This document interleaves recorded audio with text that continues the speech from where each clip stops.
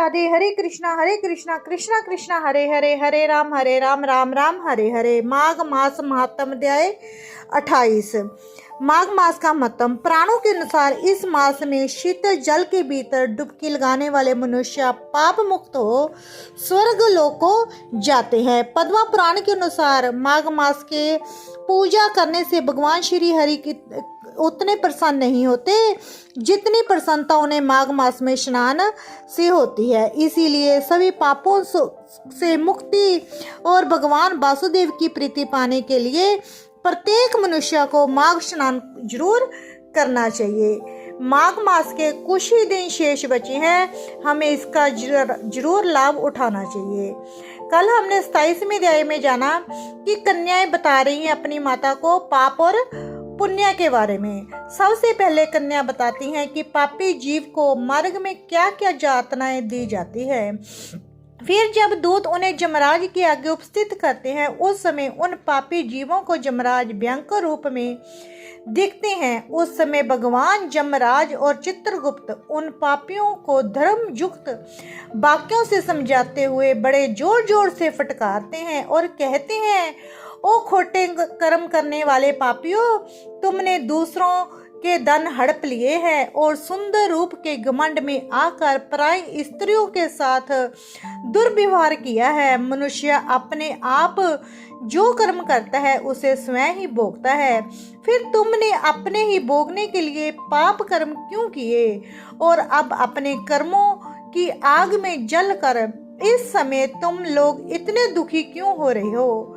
भोगो अपने उन कर्मों को और इसमें दूसरों किसी का दोष नहीं है, इसमें दूसरों किसी का भी दोष नहीं है। जे राजा लोग भी अपने भयंकर कर्मों से प्रेरित हो मेरे पास आए हैं। इन्हें अपनी खोटी बुद्धि और बल का बड़ा घमंड था। अरे ओ दुराचारी राजाओं, तुम लोक प्रजा का सर्वनाश करने वाले हो। अरे थोड़े समय तक रहने वाले राज्य के लिए तुमने इतने पाप क्यों किए? राजा के लोभ में पड़कर मोहवश बलपूर्वक अन्याय से जो तुमने प्रजाजनों को दंड दिया है, इस समय उनका फल भोगो। कहाँ है वह राज्य और कहाँ गई वह रानी जिसके लिए तुमने पाप कर्म किया था? अब तो सबको छोड़कर तुम अकेले ही जहां खड़े हो, जहां वह बल नहीं दिखाई देता जिससे तुमने अपनी प्रजाओं का विश्वास किया था। इस समय जमदूतों की मार पड़ने पर कैसा लग रहा है? इस तरह नाना प्रकार के वचनों द्वारा जमराज के उहालना देने पर वह राजा अपने कर्मों को सोचते हुए चुपचाप खड़े रहते हैं। इस प्रकार राजाओं से धर्म की बात कहकर धर्मराज उनके पाप की शुद्धि के लिए अपने दूतों से इस प्रकार कहते हैं, ओ चंड, ओ महाचंड, तुम इन राजाओं को पकड़कर ले जाओ और नरक की आग में डालकर इन्हें पापों से शुद्ध करो। तब वह दूत उन राजाओं के पैर पकड़कर उन्हें बड़े वेग से आकाश में घुमाकर ऊपर फेंकते हैं। फिर पूरा बल लगाकर तपाई हुई शिला पर जोर से पटकते हैं। शिला पर गिरने से उनका शरीर चूर चूर हो जाता है। इसके बाद पाप की शुद्धि के लिए उन्हें नरक के समुद्र में डाल दिया जाता है। इस पृथ्वी के नीचे नरक की 28 कोटियां हैं। वह 7वें तल के अंत में भयंकर अंधकार के भीतर स्थित है। उनमें से पहली कोटि का नाम घोरा है, उसके नीचे सुघोरा है, तीसरी अति घोरा है, चौथी महाघोरा है और 5वीं कोटि घोर रूप है। छठा का नाम तरल तारा, 7वीं का भयानका, 8वीं कालरात्रि और 9वीं का नाम व्योकटा है। इसके नीचे 10वीं कोटि चंडा है, उसके नीचे महाचंडा है। 12वीं का नाम चंड कोहालला है। इसके बाद प्रचंडा, नरनायिका, कराला, विकराला और ब्रजा है। 3 अन्य नरकों के साथ ब्रजा की 20वीं संख्या है। इनके सिवा त्रिकोण, पंचकोण, सुरदिगा, परिदुपा, सप्तभौमा, अष्टभौमा, दीपता और माया, ये 8 और हैं। इस प्रकार नरक की कुछ 28 कोटियां बताई गई हैं। अब इन कोटियों के 5-5 नायक है। जैसे पहला रौरव है, जहाँ देहधारी जीव रोते हैं। दूसरा महारौरव है, जिसकी पीड़ा से बड़े बड़े जीव भी बिलख बिलख कर रोते हैं। तीसरा तम, चौथा शीत और पांचवा उष्ण है। ये प्रथम कोटि के 5 नायक माने गए हैं। इसी तरह अन्य कोटि के भी 5-5 नायक है। इस तरह कुल मिलाकर 140 नरक माने गए हैं।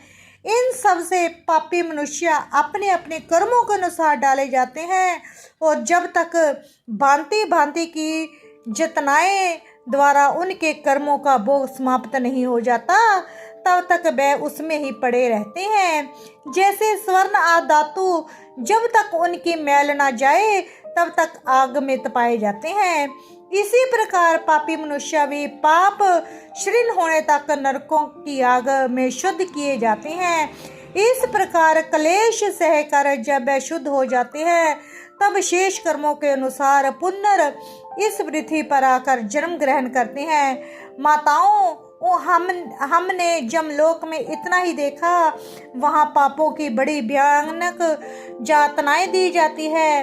वहाँ ऐसे ऐसे नरक हैं जो ना कभी हमने देखे हैं और ना कभी सुने हैं। वहाँ दी जाने वाली सभी यातनाओं को ना हम जान सकती हैं और ना ही देख सकती हैं। इस पर माताएं बोली, बस बस इतना ही बहुत हुआ, अब और रहने दो। इस नरक यातनाओं को सुनकर हमारे सारे अंग शिथिल हो गए हैं, हृदय में वैश आ गया है। तुम्हारी बातों को याद करने से ही मन शुद्ध बुद्ध खो गया है। कन्याओं ने कहा, माताओं, इस परम पवित्र भारतवर्ष में जो हमें जन्म मिला है वह अत्यंत दुर्लभ है। इसमें भी हजार हजार जन्म लेने के बाद पुण्य राशि के सच्चे से ही जीव मनुष्य योनि में जन्म पाता है।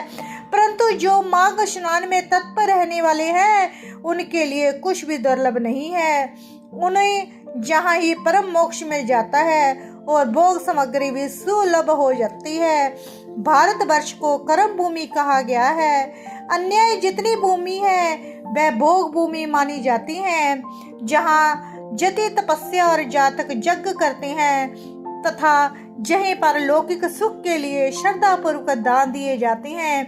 कितने ही धन्य पुरुष यही माघ स्नान करते तथा तपस्या करके अपने कर्मों के अनुसार ब्रह्म इंद्र देवता का पद प्राप्त करते हैं। ये भारतवर्ष सभी देशों में श्रेष्ठ माना गया है, क्योंकि यही मनुष्य धर्म तथा स्वर्ग और मोक्ष की सिद्धि कर सकते हैं। जिस जीव ने मानव जीवन पाकर भी अपनी आत्मा का कल्याण नहीं किया, वो वहाँ मूर्ख है। कितने ही काल और योनियों के बाद जीव मानव जीवन प्राप्त करता है।